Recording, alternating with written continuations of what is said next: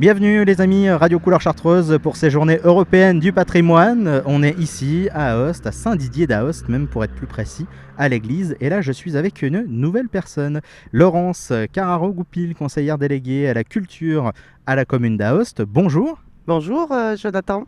Merci de nous accorder quelques instants. Laurence, alors parlez-nous un petit peu de votre rôle de déléguée à la culture. Alors je suis en charge principalement du musée archéologique gallo-romain d'Aoste, mais on s'occupe aussi un petit peu du médiéval et donc de l'église de Saint-Didier puisqu'on organise aussi des visites flash. Donc mon rôle à moi, à la commune, c'est de donner un coup de main, parce que c'est le rôle d'un conseiller, c'est de donner un coup de main là où il y a besoin, quand il y a besoin et au moment où il y a besoin, organiser certains événements comme ces journées du patrimoine aujourd'hui. Alors justement, pourquoi c'est important quand même de se mobiliser pour valoriser en ces journées européennes du patrimoine? Racontez-nous. Mais je trouve que c'est très très bien ces journées, qu'elles soient dans toute la France et qu'elles soient aux mêmes dates chaque année. Ça permet aux gens de savoir qu'ils peuvent aller visiter gratuitement énormément de sites. Et puis on construit bien l'avenir sur un passé qu'on connaît. Donc c'est important de valoriser son patrimoine et de le mettre en avant. Et ce qui est bien, c'est qu'il y en a, comme on le disait avec Lise, pour les petits comme pour les grands, c'est familial. Exactement, c'est important que les enfants soient associés à ces visites.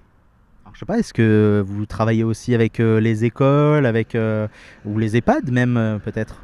Non, alors oui, il est organisé des visites de l'école, de l'école d'Ost principalement, mais d'autres écoles aussi, sur le musée.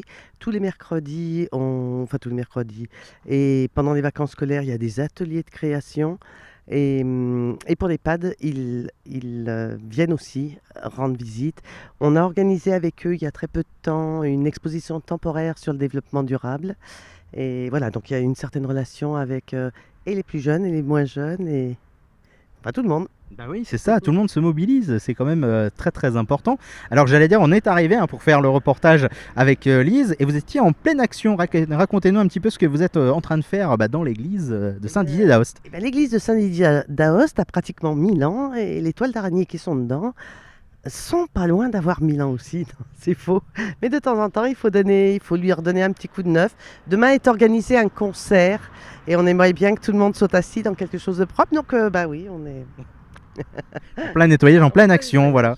Voilà. Les conseillers municipaux aussi se mobilisent pour agir dans ce cadre-là aussi.